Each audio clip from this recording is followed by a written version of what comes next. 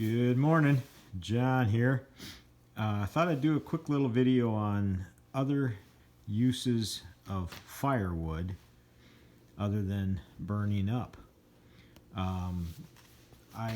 Years ago when I was a small little boy after my grandpa died, I found this hanging in his shop, and I'm thinking, he's making axe or hammer handles. This one's a little different. I kind of improved on it from what he did. It looked like he did this with a draw knife. He never talked to me about it or anything, but he had these hanging on rafters, and then he would, as his handles would break, I suppose he would replace them. That's what I've done through the years. But here's one here. You can see I picked up, this was one, I can't remember if this was my grandpa's or my wife's grandpa's. But it's just a small broad axe, and I've got two of these. This is one I made for my dad, and then he's passed away, so I've got it back. But what I would do is, you can see the line. I would take a piece of firewood, longer than one of these, and then I would draw a line on as straight as I could with the grain, and then I would lay the handle that I'm replacing on top of it, mark it out. You can see I marked it out, and then you cut this out on the bandsaw, and then the rest you use a draw knife or a spoke shave or an axe. I would, what that line does is that line centers the mark that I made to fit the whatever I'm putting it on, and then as well on the other side.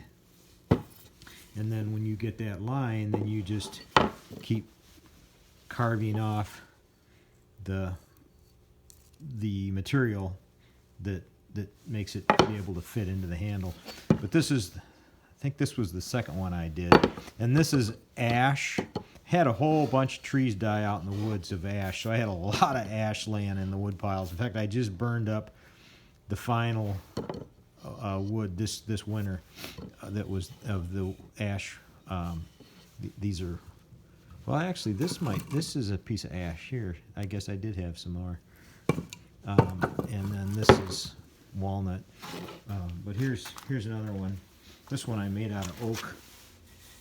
Same kind of head. A little smaller. Made it a little shorter than this one. And then I drilled a hole to hang it up. And then the other thing that you can make, I call it a hocking stock. I don't know how many of these I've made through the years and gave them away, but it's what I use to split and hock. Well, to do that, you can rest it here and chop. You can see all the chop marks on it. And then, in fact, I'm going to make a small one out of this piece. I think I'm going to make it a three-legged one. Make one leg and then two legs, kind of like a little milk stool. But I'm going to use these. I'm not sure which ones. But to do those, you use a compass, and then you just draw the diameter of round that you want, and then you put it on here, and then just chop away until you get the material gone. And then I usually use an 1.5 inches. Here's a smaller one I made for my dad. But I usually use an 1.5 inch drill bit, and you just kind of guess at the angle that you want and drill it, and then I usually use a PL glue and then just drive them in. Then just take your chainsaw and cut the ends off until it sits solid. And then this one, same kind of legs, but this is just for like a slab, like you've got a like a slab off of a log. And on these, I usually put a wedge in to hold the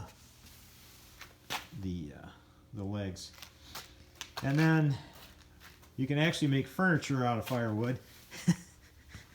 This one here was actually one tree, and that's those two sides. It was a red oak log out of the woods that fell down, and those are the slab cuts, and then the lumber that I had cut.